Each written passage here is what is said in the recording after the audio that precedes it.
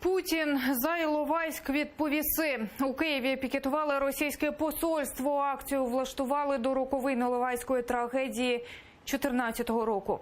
Під будівлею амбасади встановили на дорозі 366 скривавлених білих хрестів зі світлинами загиблих українських військових та спалили опудало президента Росії Владимира Путіна. За 4 роки війни, а зараз на пам'ять наших побратимів, які віддали своє життя. Слава Україні! Ми не перший рік кажемо про трагедію під Іловайськом, але сьогодні вперше ми вирішили звинуватити безпосередньо президента Російської Федерації Володимира Путіна в цій трагедії.